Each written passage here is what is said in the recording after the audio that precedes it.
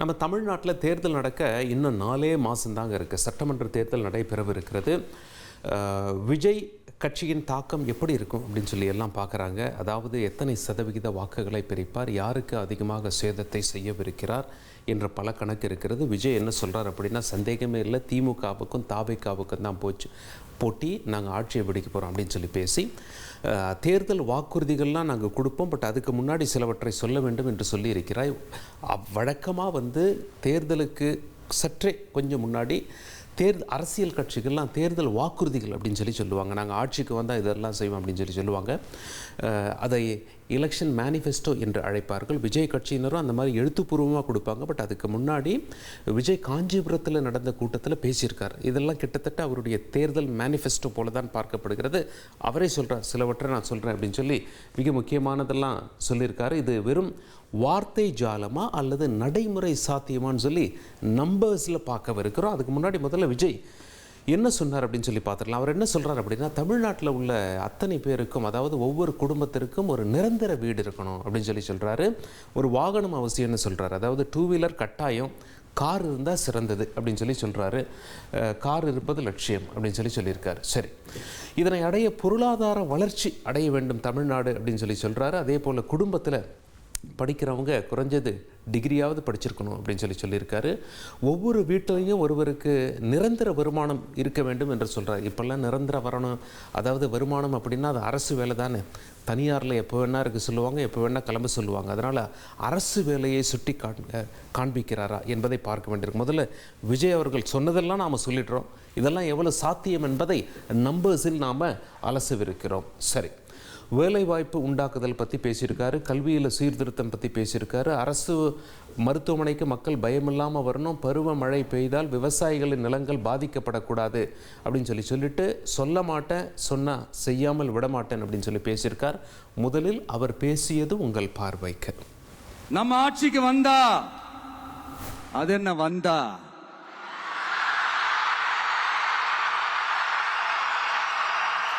வருவோம். மக்கள் கண்டிப்பா நம்மளை வர வைப்பாங்க. மக்களுக்கான ஆட்சியை மக்களே விரும்பி வர வைக்கத்தானே செய்வாங்க. அப்படி மக்களால் அமைக்கப்பட போற நம்ம ஆட்சியில நம்ம என்ன செய்ய போறோம்ன்றது அதுக்கான அந்த தேர்தல் அறிக்கையில அதுக்கான விளக்கத்தை டெஃபினட்டா கொடுப்போம்.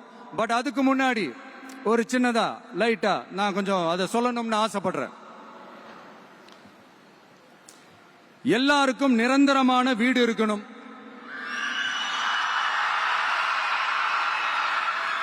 ஒவ்வொரு வீட்டுக்கும் ஒரு மோட்டார் சைக்கிள் வாகனம் உறுதியா இருக்கணும். காரும் தான் லட்சியம். அதுக்கான வசதி வாய்ப்பை உருவாக்குற அளவுக்கு பொருளாதார வளர்ச்சிக்கு வழியை உண்டாக்கணும். ஒவ்வொரு வீட்டில் இருக்கிற ஒவ்வொருத்தரும் மினிமம் டிகிரி படிச்சிருக்கணும்.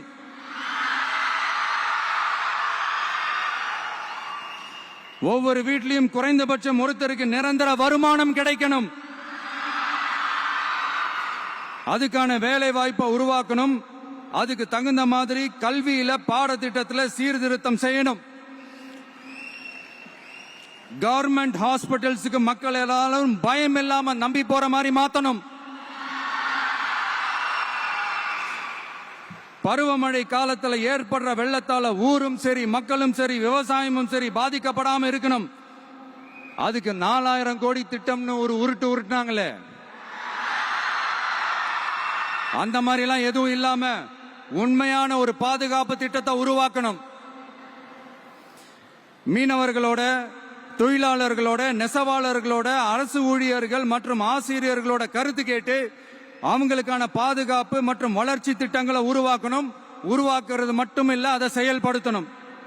முக்கியமா இண்டஸ்ட்ரியல் டெவலப்மெண்ட்ஸ்ல கான்சென்ட்ரேட் பண்ணணும்.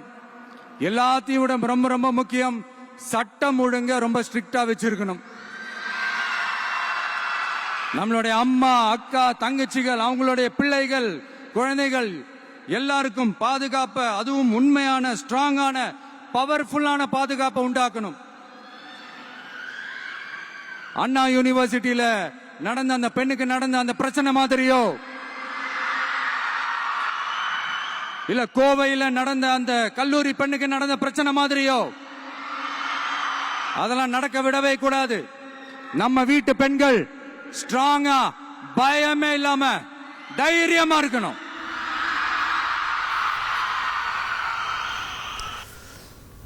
ஒவ்வொரு குடும்பத்துக்கும் ஒரு வீடு, வாகனம் இதெல்லாம் பட்டியலிட்டாரு. சரி, ஒரு அரசு வேலை என்பது போல, அதாவது நிரந்தர வருமானம் இருக்கணும் அப்படின்லாம் சொல்லியிருக்காரு. இதனை அடைய வழிகள் என்ன திட்டங்கள் கையில் வச்சிருக்காரு, அது தொடர்பாக என்ன பேசியிருக்காரு அப்படிங்கிறத பார்க்கலாம்.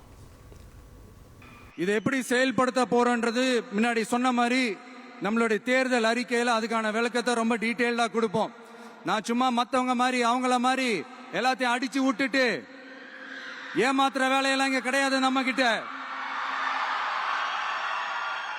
நான் மறுபடியும் சொல்றேன், நம்ம அரசியலுக்கு வந்தது உங்களுக்கு நல்லது நல்லது நல்லது மட்டுமே செய்யறது தான். எங்களுக்கு வேற எந்த அஜெண்டாவும் கிடையாது. அதனாலதான் பாத்தீங்கன்னா கொள்கை எதிரி யாரு, அரசியல் எதிரி யாருன்னு திட்டவட்டமா சொல்லிட்டு அது வெளியே சொல்லிட்டு களத்துக்கு வந்திருக்கிறோம். அதுல எந்த விதமான குழப்பமோ எந்த விதமான ஊசலாட்டமோ எதுவுமே இருக்க போறதில்ல. இந்த விஜய் சும்மா எதையும் சொல்ல மாட்டான். ஒன்னு சொன்னா அதை செய்யாம விட மாட்டான். அது மக்களுக்கு நல்லாவே தெரியும். இன்னும் 3 மாதத்தில் தேர்தல் எப்போன்னு சொல்லி அனௌன்ஸ் பண்ணிடுவாங்க. தேர்தல் ஆணையம் 4 மாதத்தில் தமிழ்நாட்டில் தேர்தல் நடக்கும். அப்படி இருக்கும் பொழுது தேர்தல் அறிக்கைக்கு இன்னும் ரொம்ப நாட்கள் இல்லை அப்படிங்கிறது நமக்கு தெரியுது. இன்னும் ஒரு 60 நாள் அல்லது 70 நாளில் தேர்தல் அறிக்கையை அரசியல் கட்சிகள்லாம் வெளியிட ஆரம்பித்து விடுவார்கள். சரி, அப்படி இருக்கும் பட்சத்தில் விஜய் பொறுத்த வரைக்கும் அவருடைய தேர்தல் அறிக்கையில் எல்லாரும் எதை எதிர்பார்த்துருப்பாங்க அப்படின்னா, குடும்பத்திற்கு ஒரு வீடுன்னு சொன்னீங்களே, குடும்பத்திற்கு ஒரு வாகனம் அப்படின்னு சொன்னீங்களே. சரி, அதற்காக நிதி எவ்வளவு செலவாகும், அதை தேர்தல் அறிக்கையில் அந்த நிதியை எங்கிருந்து கொண்டு வருவீங்க, நீங்கள் ப்ராமிஸ் பண்ணதை மக்களுக்கு எத்தனை வருஷத்தில் கொடுப்பீங்க அப்படிங்கிறத மற்ற அரசியல் கட்சிகள் மட்டுமில்லை பொதுமக்களும் பார்த்து கொண்டிருப்பார்கள். அப்படி இருக்கும் பொழுது விஜய் சொன்ன விஷயங்களில் ஏற்கனவே இருக்கிறது என்ன, புதிதாக அவர் கொண்டு வர நினைக்கிறது என்ன, அதற்கு எவ்வளவு செலவாகும் அப்படின்னு சொல்லி பார்ப்போம்.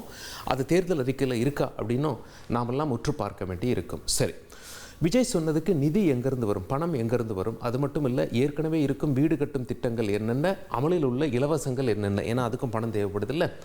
ஏற்கனவே இருக்கும் வீடு கட்டும் திட்டம் அப்படின்னு சொல்லி பார்க்கும்பொழுது மத்திய அரசு திட்டம் என்ன, மாநில அரசு திட்டம் என்ன அப்படின்னு சொல்லி நம்ம பார்க்க வேண்டியிருக்கோம். மத்திய அரசை பொறுத்தவரை பிரதம மந்திரி ஆவாஸ் யோஜனா, அதாவது மத்திய அரசு திட்டத்தை பொறுத்தவரை 60% நிதி அவங்க கொடுப்பாங்க, 40% எந்தெந்த மாநில அரசுகள் நிறைவேற்றுறாங்களோ அந்த மாநில அரசுகள் நிதி கொடுக்க வேண்டியிருக்கும். அப்படி பிரதம மந்திரி வீடு கட்டும் திட்டம் அப்படின்னு சொல்லி பார்க்கும் பொழுது நிறைய பேர் ஏற்கனவே நீங்கள் வாங்கியிருப்பீங்க. அதாவது செல்வந்தர்களுக்கு இது கிடையாது, அப்பர் மிடில் கிளாஸுக்கு கிடையாது. யாரெல்லாம் எக்கனாமிக் வீக்கர் செக்ஷன், அதாவது பொருளாதாரத்தில் பின்தங்கி இருக்காங்களோ அவங்களுக்கு தான் இது பொருந்தும். அவங்க வீடு கட்டினா அவங்களுக்கு உதவித்தொகை சில பேருக்கு 1.5 லட்ச ரூபாய் வந்திருக்கும், சில பேருக்கு 2.5 லட்ச ரூபாய் கிடச்சிருக்கும். அதற்கு வருமான வரம்பெல்லாம் இருக்கிறது. அப்படி பார்த்து இது அமல்படுத்தப்படுகின்ற ஒரு திட்டமாக பார்க்கப்படுகிறது. அடுத்த 5 ஆண்டுகளில் நகர்ப்புறத்தில் 1 கோடி வீடுகளும் கிராமப்புறங்களில் 2 கோடி வீடுகளும் கட்டித்தரப்படும். அந்த முயற்சியை ஏற்கனவே மத்திய அரசு செஞ்சு வராங்க, மேற்கொண்டு வராங்க. நிறைய பேர் இதில் பயனாளிகளும் இருக்காங்க. பல ஆண்டு காலமாக இந்த திட்டமானது அமலில் இருக்கிறது. அப்படியே மாநில அரசுக்கு வருவோம். அதாவது கலைஞர் கனவு இல்லம் திட்டம் அப்படின்னு சொல்லி மாநில அரசு செயல்படுத்தி வராங்க. மாநில அரசினுடைய இலக்கு என்ன அப்படின்னு சொல்லி பார்த்தா, 1 வருஷத்தில் 1 லட்சம் வீடுகள் கட்டணும். ஒரு வீடு கட்ட எவ்வளவு செலவாகுது அப்படின்னு சொல்லி பார்க்கும் பொழுது 3 லட்சம் ரூபாய் செலவாகுது. இப்போ நாம் தமிழ்நாட்டில் எத்தனை பேர் ரேஷன் கார்டு வச்சுருக்காங்க?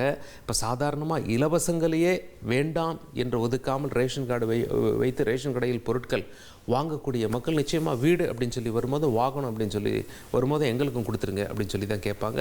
சொந்த வீடு வச்சுருக்கவங்க எண்ணிக்கை குறைவு தான், நிறைய பேர் வாடகை வீட்டில் தான் இன்னும் இருக்காங்க. சரி, அப்படி பார்க்கும்பொழுது ஒரு வீட்டுக்கு 3 லட்ச ரூபா செலவாகுது அப்படின்னு சொல்லி நம்ம எடுத்துக்கிட்டாலும் ரொம்ப சின்ன வீடு தான்.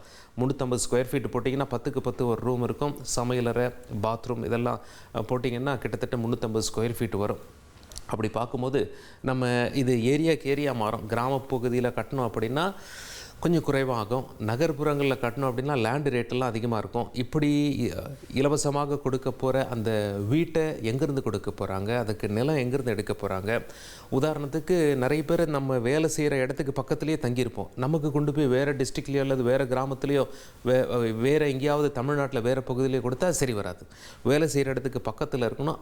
அந்த மாதிரி அமைத்து கொடுக்க அரசுக்கு எவ்வளவு பெரிய சவால் இருக்கும், அதை எப்படி இந்த சவால்லாம் அவங்க வந்து தீர்க்க போகிறாங்க அப்படின்னு சொல்லி பார்க்க வேண்டியிருக்கும். அதெல்லாம் என்ன சொல்ல போகிறாங்க மேனிஃபெஸ்டோவில், எலெக்ஷன் வாக்குறுதிகளில் என்பதையும் நாம் பார்க்க வேண்டி இருக்கும். தமிழ்நாட்டில் ரேஷன் கார்டு எத்தனை பேர் வச்சுருக்காங்க அப்படின்னு சொல்லி பார்த்தா 2 கோடி பேருக்கு மேலே தமிழ்நாட்டில் ரேஷன் கார்டுகள் வச்சுருக்காங்க. ரேஷன் கடைகள் மட்டும், நியாய விலை கடைகள் மட்டும் சுமார் 37,000 இருக்குது. அப்படி பார்க்கும்போது 2,25,00,000 பேர் ரேஷன் அட்டைகள் வச்சுருக்காங்க. தமிழ்நாட்டின் மக்கள் தொகை 2011 சென்சஸின் படி 7.5 கோடி பேர் தமிழ்நாட்டில் வசிக்கிறாங்க. கடந்த 15 வருஷமாக சென்சஸ் எடுக்காமல் இருக்குது, 14 வருஷமாக. இப்போ மறுபடியும் சென்சஸ் எடுத்தால் எப்படியும் 8 கோடியை தாண்டும் மக்கள் தொகை என்று சொல்கிறது. அதனால் ஒரு குடும்பத்திற்கு ஒரு ரேஷன் அட்டை என்று பார்க்கும் பொழுது சுமார் 2 கோடி ரேஷன் அட்டைகள் தமிழ்நாட்டில் இருக்கிறது. அப்படி பார்க்கும் பொழுது எவ்வளவு செலவாகும் என்பதை நாம் பார்க்க வேண்டியிருக்கோம். இங்கே பாருங்கள், ஒரு பைக்கினுடைய விலை குறைஞ்சபட்சம் 50,000 ரூபாய் இல்லாமல் இப்போல்லாம் பைக் கிடைக்காதுங்க. பைக் என்று போனாலே 1 லட்ச ரூபாய் ஆகிடுது. எப்படி கவர்மெண்ட்டில் லேப்டாப்லாம் ஸ்டூடெண்ட்ஸுக்கு கொடுக்குறாங்களோ அந்த மாதிரி பைக்கெல்லாம் டெண்டர் விட்டு அந்த டெண்டர் எடுக்கிறவங்க 50,000 ரூபாய்க்கே நாங்கள் பேசிக் கான்ஃபிகரேஷன் கொண்ட ஒரு பைக் கொடுக்குறோம் அப்படின்னு சொன்னாலே அதுக்கு ஆகிற செலவு எவ்வளோ தெரியுமா? 1 லட்சம் கோடி. இந்த 1 லட்சம் கோடி எங்கே வருமானம் வருது அப்படிங்கிறத நாம் பார்க்க வேண்டி இருக்கும். சரி, ஒன்று அப்படியே நாம் வீடு கட்டுறதுக்கு தேவை. வீடு கட்டுறதுக்கு நாம் வந்தோம் அப்படின்னா சுமார் 2 கோடி வீடு கட்டணும் அப்படின்னு சொல்லி வச்சுக்கோங்களேன். ஒரு வீட்டுக்கு 3 லட்சம் ரூபா ஆகுது மினிமம், குறைஞ்சபட்சம் விலைவாசியில் ஏறி போச்சு. 3 லட்ச ரூபா ஆகுதுன்னு சொல்லி வச்சுக்கிட்டாலும் வீடு கட்ட திட்டத்துக்கு மட்டும் 7 கோடி லட்சம் ரூபாய் தேவைப்படும். பைக் வாங்குறதுக்கு 1 லட்சம் கோடி தேவைப்படும். அதாவது வீடு கட்டுறதுக்கு 7 லட்சம் கோடி தேவைப்படும், பைக் வாங்குறதுக்கு 1 லட்சம் கோடி தேவைப்படும். மொத்த செலவு 8 லட்சம் கோடி தேவைப்படும். எங்கிருந்து இந்த பணம் வரும் என்ற ஒரு கேள்வி இருக்கிறது. சரி, தமிழ்நாட்டு பட்ஜெட் அப்படின்னு சொல்லி பார்க்கும்போது இதில் பாதி தாங்க தமிழ்நாட்டு பட்ஜெட்டு. தமிழ்நாட்டில் நடக்கிற வரவு செலவு எல்லாம் இதில் பாதி தான். 8 லட்சம் கோடி தேவைப்படும். 4 லட்சம் கோடி என்பது தமிழ்நாட்டுடைய பட்ஜெட். அதாவது தமிழ்நாட்டுடைய ஒரு வருட மொத்த செலவு பாருங்கள் 4 லட்சம் கோடி. இதில் வரவு என்று பார்க்கும் பொழுது சுமார் 3 லட்சம் கோடி, கடன் என்று பார்க்கும் பொழுது சுமார் 1 லட்சம் கோடி. சுமார் 1 லட்சம் கோடி கடன் வாங்கித்தான் நாம் ரன் பண்ணவே முடியுது. அவ்வளவு இலவசங்கள் மக்களுக்கு கொடுத்து கொண்டிருக்கிறோம். நிறைய பேருக்கு நியாயமாக கொடுக்க வேண்டிய அவங்களுடைய உரிமை அது தமிழக மக்களுடைய உரிமை. தமிழ்நாட்டிலேயே டெவலப்டு ஸ்டேட் என்று தமிழ்நாடு அழைக்கப்படுகிறது, வளர்ந்த மாநிலம் என்று அழைக்கப்படுகிறது. மக்களை பொறுத்தவரை இங்கே படிப்பதற்கு நம்ம கவர்மெண்ட் ஸ்கூலில் படிக்கலாம். பணம் இல்லை என்றால் நாம் படிப்பை கோட்டை விட தேவையில்லை, ரேஷன் கடையில் வாங்கி சாப்பிடலாம். அதே போல் நமக்கு சத்துணவு இங்கே கிடைக்கிறது. அது மட்டும் இல்லை, காலேஜ் படிக்கக்கூடிய பெண்களுக்கு நிறைய மானியங்கள் தரப்படுகின்றது. அது மட்டும் இல்லை, கவர்மெண்ட் ஹாஸ்பிட்டல்ஸ் மற்ற மாநிலங்களை காட்டிலும் சிறப்பாக இருக்குது. வேலைவாய்ப்பு இங்கே சிறப்பாக இருக்குது. அதனால தான் வட மாநிலத்திலேருந்து இங்கே படையெடுக்கிறாங்க. ரிவர்ஸில் ஆகலை, தமிழ்நாட்டிலேருந்து வேற எங்கேயும் போய் படையெடுக்கலை, வடநாட்டிலேருந்து இங்கே நிறைய அந்த மாதிரி தமிழ்நாடு இந்தியாவில் ஒரு வளர்ந்த மாநிலமாக பார்க்கப்படுகிறது. இண்டஸ்ட்ரீஸ்லேயும் சரி, இது ஒரு வளர்ந்த மாநிலமாக, கல்வி, வேலைவாய்ப்பு, சுகாதாரம் இதற்கு பெயர் போன மாநிலமாக தமிழ்நாடு பார்க்கப்படுகிறது. இதற்கும் மேலே எங்கிருந்து தமிழ்நாட்டில் வருமானம் கொண்டு வந்து எப்படி செலவுகளை மிச்சம் பிடிச்சு எப்படி 8 லட்சம் கோடி ரூபாயை திரட்டவிருக்கிறார் என்பதை விஜய் தன்னுடைய மேனிஃபெஸ்டோவில் எப்படி சொல்லவிருக்கிறார் என்ற பார்க்கும் ஆர்வம் இங்கே வந்துள்ளது. தமிழ்நாட்டில் ஏற்கனவே இருக்கும் இலவசங்கள் என்று நாம் சொல்லும்போது, அதாவது பெண்களுக்கு கொடுக்கப்படுகின்றது அவங்களுடைய உரிமை தொகை, அது மாதம் கொடுக்குறாங்க. அதையும் தாண்டி பெண்களுக்கான இலவச பேருந்து பயணம், புதுமை பெண் திட்டம், காலை உணவு திட்டம், சீர்மிகு திட்டங்கள், மாற்றுத்திறனாளிகளுக்கான உதவித்தொகை, இப்படி பல இருக்குது. மேலும் கிராமப்புற வளர்ச்சி, கல்வி மற்றும் நலத்திட்டங்கள் என பல துறைகளிலும் பல்வேறு இலவச திட்டங்கள் செயல்படுத்தப்படுகின்றன. அதில் ஒரு சில திட்டங்கள் தான் நாம் இங்கே சொல்லியிருக்கோம்.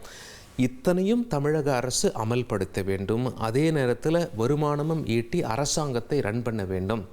விஜய் தற்பொழுது சொல்லியிருப்பது, இப்போ ஏற்கனவே மத்திய மாநில அரசுகள்லாம் வீடு கட்டும் திட்டத்தை அமல்படுத்தி கொண்டிருக்கிறார்கள். விஜய் இப்பொழுது வீடு கட்டும் திட்டம், அனைவருக்கும் ஒரு குடும்பத்திற்கு ஒரு வீடு அப்படின்னு சொல்லி போட்டால், ரேஷன் கார்டுக்கு ஒரு வீடு என்று எடுத்துக்கொண்டாலும், ரேஷன் கார்டுக்கு ஒரு பைக் என்று எடுத்துக்கொண்டாலும் 8 லட்சம் கோடி செலவாகும். அந்த 8 லட்சம் கோடி எங்கிருந்து தமிழகத்திற்கு வரும் என்ற கணக்கை தேர்தல் அறிக்கையில், எலெக்ஷன் மேனிஃபெஸ்டோவில் எப்படி சொல்லவிருக்கிறார்கள் என்பதை நாம் பார்க்க வேண்டியிருக்கும்.